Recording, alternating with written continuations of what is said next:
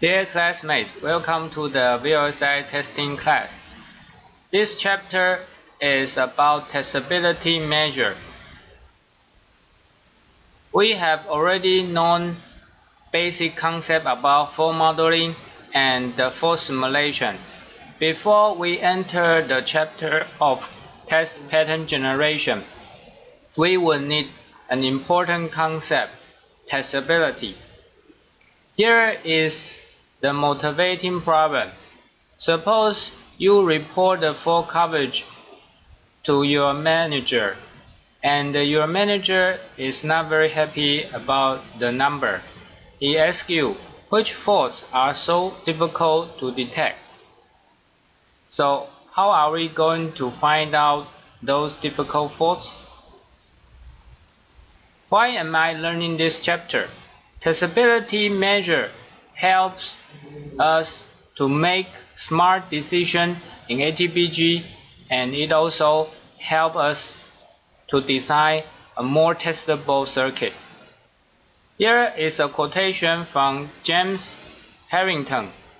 He said, "Measurement is the first step that leads to control and eventually to improvement." I think this is a very suitable quotation for this chapter. In this video, we are going to give a short introduction about testability measure, and then we will introduce the scope testability, which was proposed in 1979. In the other talk, we will introduce COP, which was proposed later in 1984. And then we will briefly introduce the concept of high-level testability measures. So, what is a testability measure? The concept of testability is actually obtained from the area of control research. Testability is a metric to measure degree of difficulty to test a circuit. There are two important components in testability. One is controllability, which means the degree of difficulty to control a circuit logic signal to 0 or to 1. The second component is observability, which is the degree of difficulty to observe logic value of a signal. So what is testability analysis? A testability analysis tool calculates the testability for a given circuit. We need testability to help ATPG to make smart decisions, or we can insert DFT circuit to improve the controllability and observability of the circuit. So when do we perform testability analysis? Usually, we perform testability analysis in the pre-processing stage of ATPG or DFT insertion. Our requirement for testability analysis is that this tool should run very fast, and sometimes we can even trade off accuracy for fast runtime.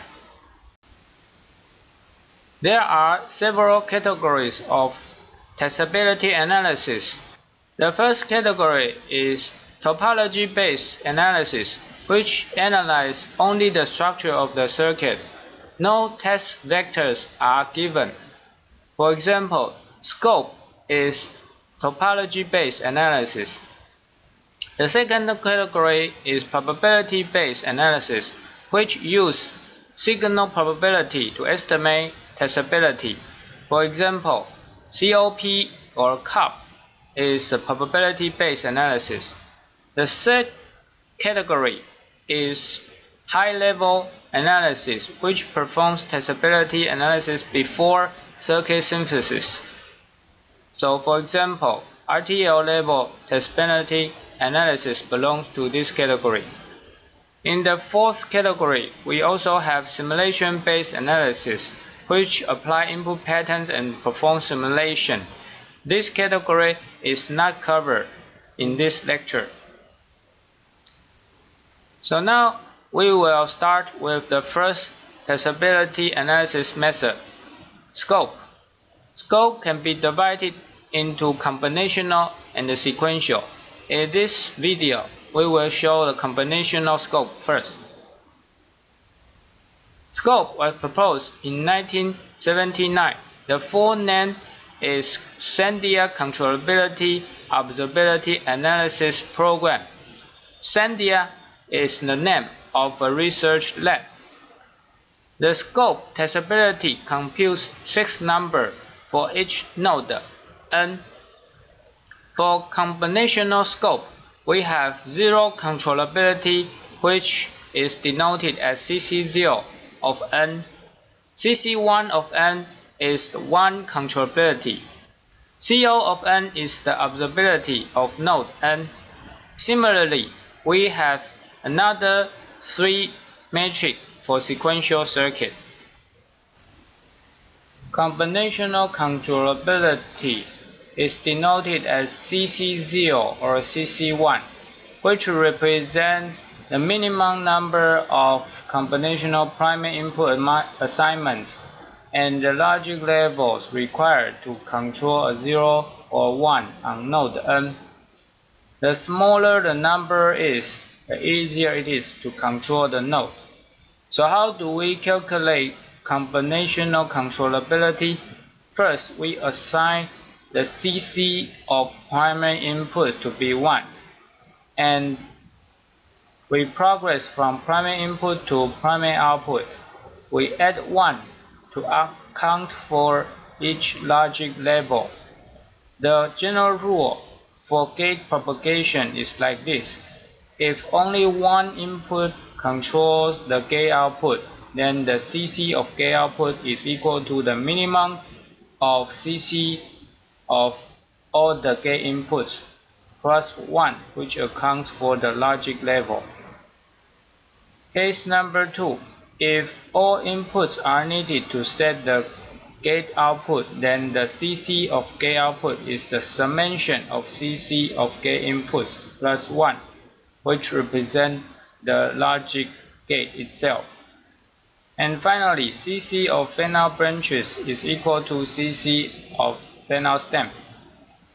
This table shows some examples of CC calculation. In the first row, primary input CC are equal to 1. For an AND gate with input X and the output Y, if we want to calculate the CC0 of output Y, we need to take the minimum of CC0x1 and CC0x2, because setting one input to 0 can control the output Y to 0. And finally, we need to add 1 to account for the logic level increase. On the contrary, if we want to calculate CC1 of gate output Y, in this case, we will require all the inputs to be controlled to 1. So we take the summation of CC1x1 plus CC1x2 plus 1, which represents the logic level increase. For an inclusive OR gate, to control the gate output to 0, we have 2 possibilities. One is x1 is 0, x2 is 0. The other possibility is x1 equal to 1 and x2 equal to 1. So we take CC0x1 plus CC0x2 and the CC1x1 plus CC1x2. We take the minimum of these 2 numbers and we add 1 at the end to increase the logic level. For an inverter, the CC0 of Y is simply CC1 of X plus 1. For a fan-out branch, CC0 of branches are all equal to CC0 of fan-out stem. Now let's see an example for the whole circuit. Given this circuit with 3 primary inputs, let's calculate the CC0 and the CC1 from PI to PO. We first assign all the primary input CC0 and the CC1 to 1. The CC0 and the CC1 of inverter output are 2/2. They are calculated by adding 1 to the CC values of the primary input. The CC0 of gate 3 AND gate output is equal to the minimum of CC0 of 2 inputs, which are 2 and 2, added by 1. On the other hand, the CC1 of the AND gate output is equal to the CC1 of both inputs, added by 1. And the CC value of this fan-out branch is the same as the fan-out stem. By doing this calculation from left to right, level by level, we can eventually calculate the CC values of all the primary outputs. So now this is a simple quiz. As we mentioned earlier, smaller CC values is easier to control. We know that the CC0 of output Y is 2, which is smaller than the CC1 value. That means it's easier to control output Y to 0 than to 1. Now please pause the video and answer this question. Please find an input to control the primary output to 0 and control primary output to 1.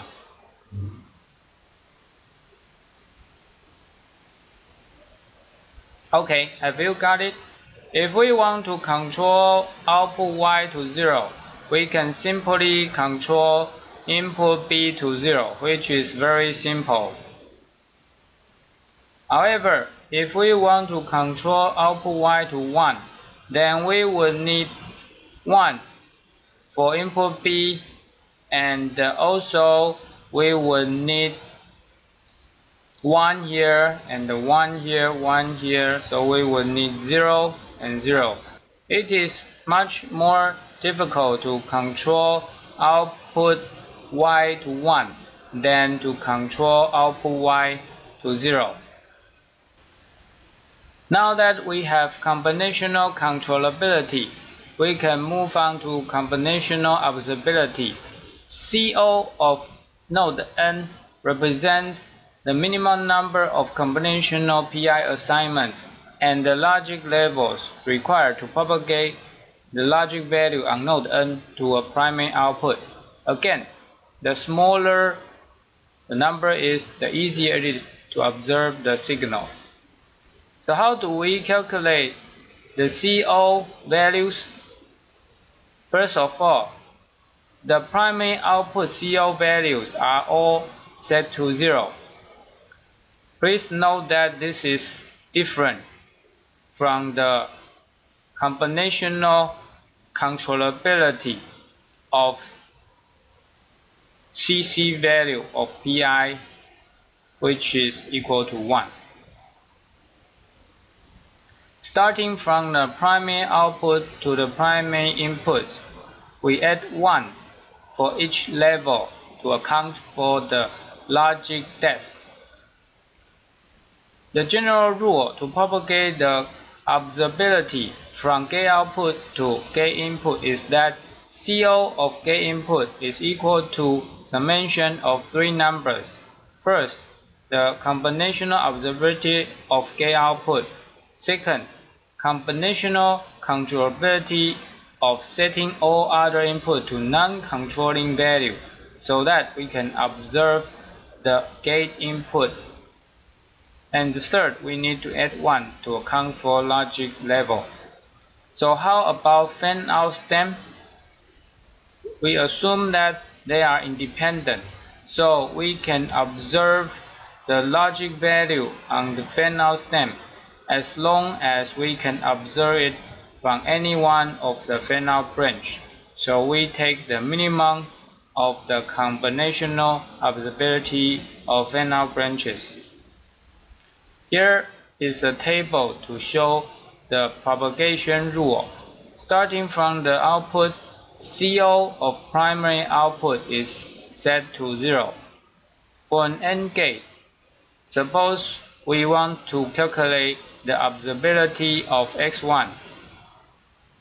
CO of x1 is equal to CO of y plus CC1 of x1 because we want to control the side input to non-controlling value, plus 1, which is the AND gate itself.